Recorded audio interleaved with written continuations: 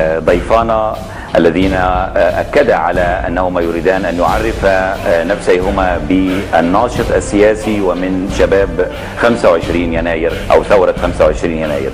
أولا الأستاذ وائل غنيم، مرحبا بك معنا أستاذ وائل، والأستاذ مصطفى النجار. أستاذ مصطفى مرحبا بك مصطفى.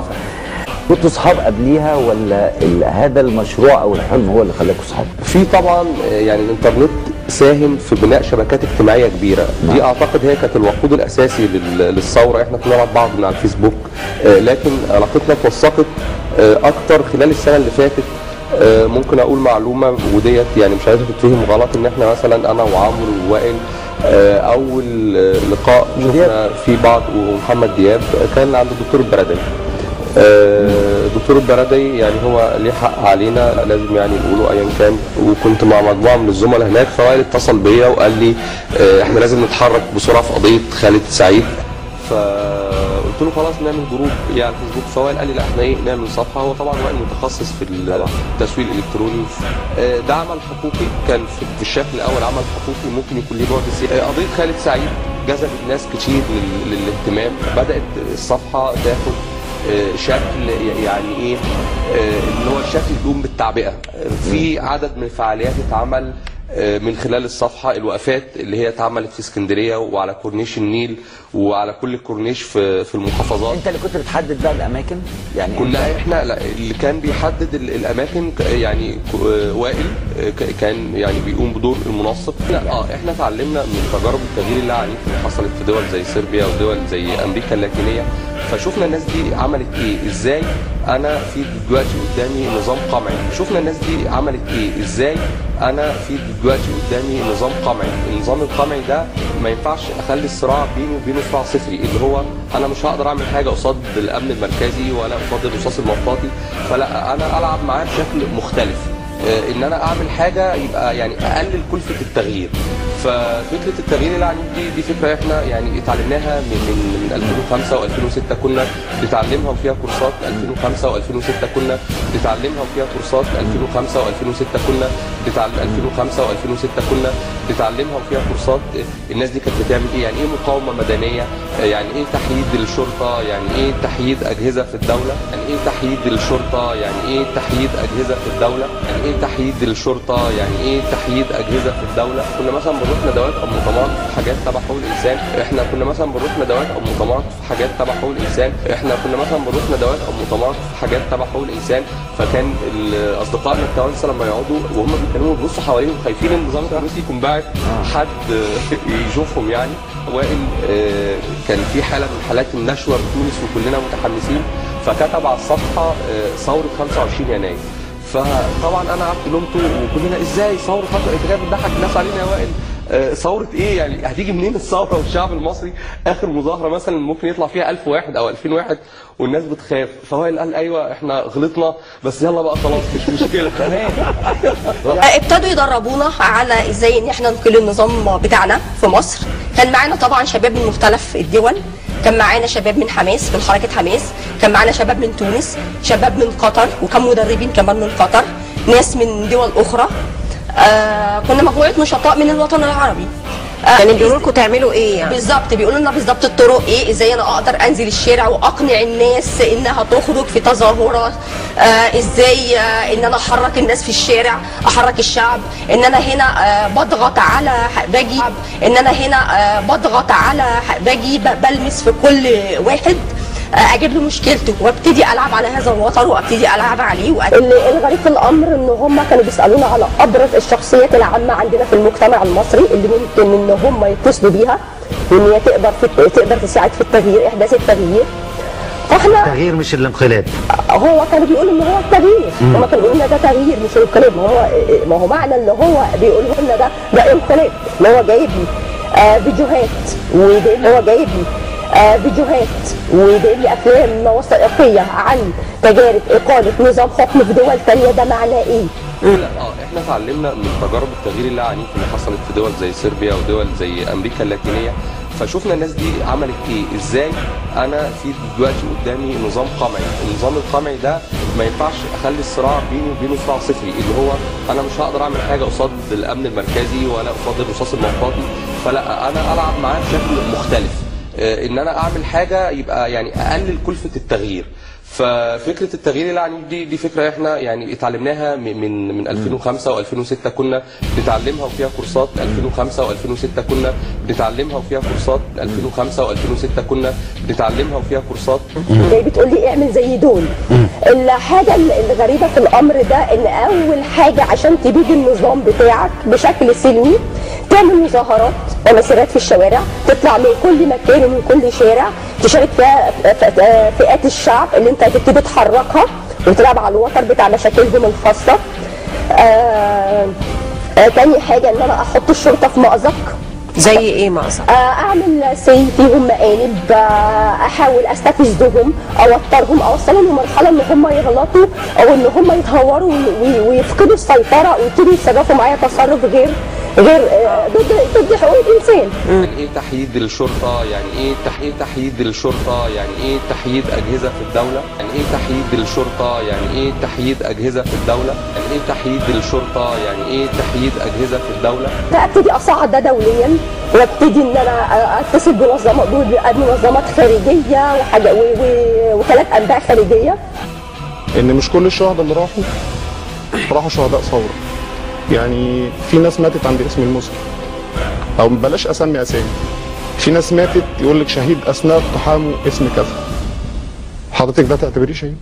ناس في 25 يناير بعد منتصف الليل ابتدت تظهر ناس مش شباب 25 اللي قابلناهم بالورود، اللي انا عارف يعني دكتور مصطفى النجار لو سمعني دلوقتي يعني هو بس ممكن ما يبقاش عارف مصطفى جمال، يا عارف مصطفى حربي، كان يعني على اتصال شخص بيا.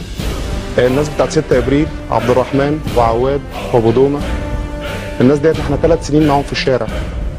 3 سنين يعني معاهم في الشارع ازاي؟ معاهم في الشارع في مظاهراتهم.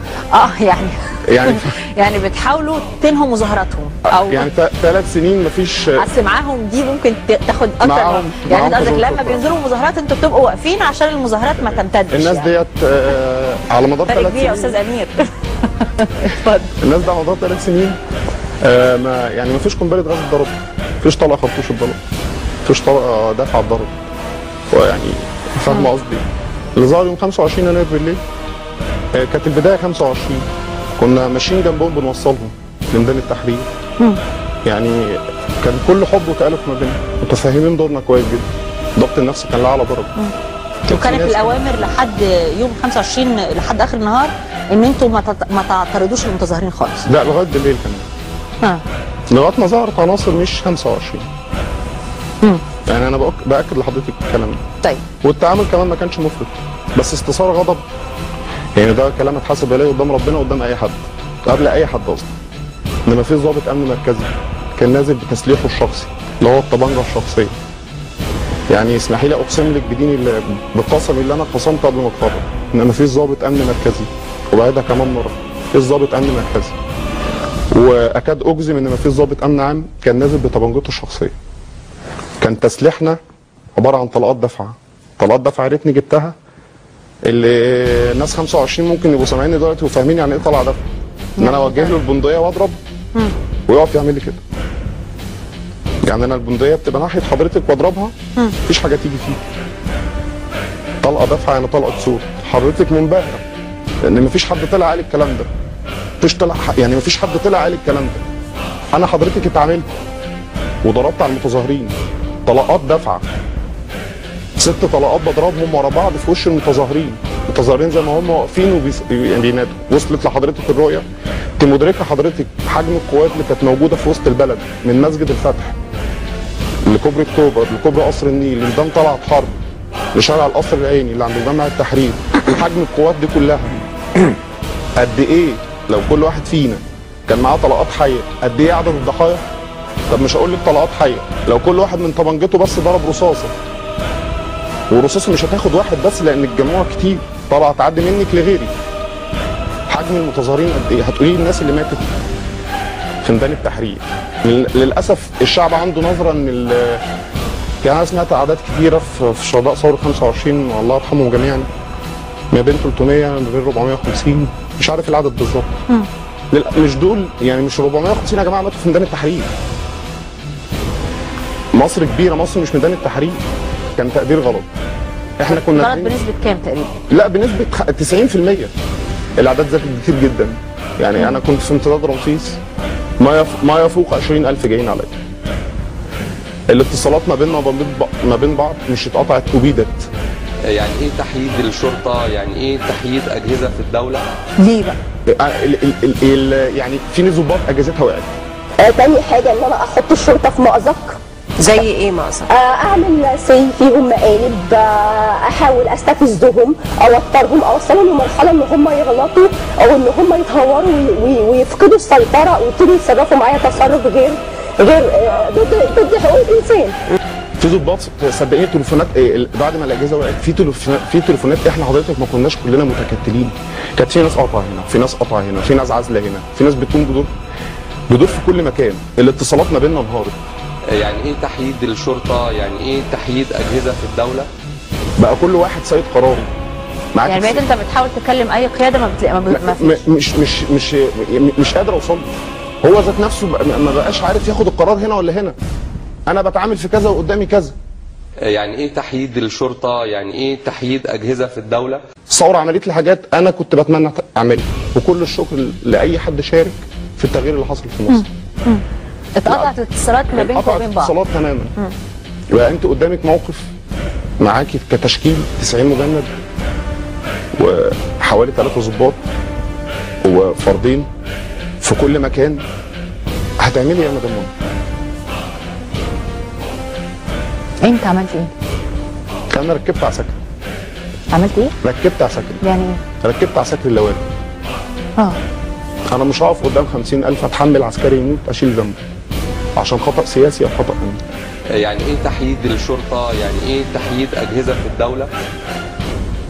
وكلنا عملنا كده. تاني حاجه ان انا احط الشرطه في مأزق. زي ايه مأزق؟ اعمل فيهم مقالب، احاول استفزهم، اوترهم، اوصلهم لمرحله ان هم يغلطوا او ان هم يتهوروا ويفقدوا السيطره ويبتدوا يتصرفوا معايا تصرف غير ضد حقوق الانسان. ركبت عساكر. انا بقول لك الكلام ده على مسؤوليتي الشخصيه. ركبت عساكر. بقيت انجي عساكر مش انجي نفسي. الناس بتقول انفلات سمعت حاجات كتيره جدا. انسحب. اقسم بالله العلي العظيم احنا ما جالنا اخطار انسحب ولا استنوا. يعني ايه تحييد الشرطه؟ يعني ايه تحييد اجهزه في الدوله؟ فاهم قصدي ايه؟ يعني القيادات ما وصلتلكوش، ما بلغتكوش اي حاجه.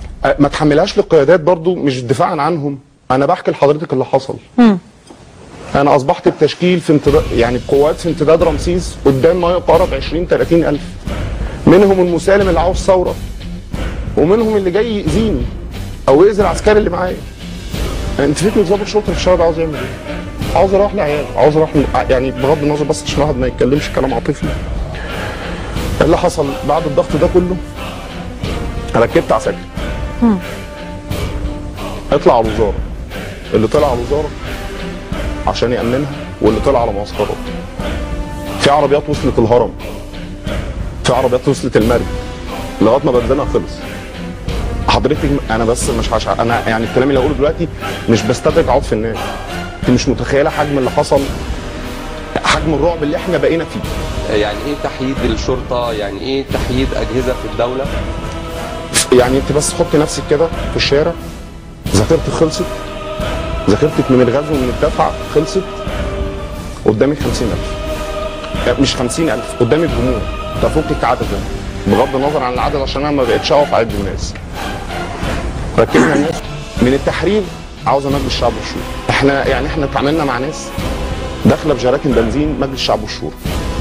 ما اصل يا جماعه مش كلها يعني خلينا نعترف ان يعني الثوره نقيه والناس اللي نزلت فيها باغراض نقيه موجوده. بس تقدري تنفي ان كان في عناصر مخربه في وسط دول؟ واحنا ما عرفناش نوصل، فكل واحد كان بياخد القرار اللي بيعرف ياخده. يعني احنا خدنا القرارات بتاعتنا ان احنا كل واحد معايا 30 طلقه وفي مخزن سلاح جوه كلنا وفي 600 فرد في كل اسم. احنا هنواجه ونضرب ونواجه الشعب ولا نطلع وننسحب وما نواجهش، كل واحد هيواجه اهله. فعشان كده ما رضناش كل واحد اللي عرف يعني يطلع فيه ظباط طلعت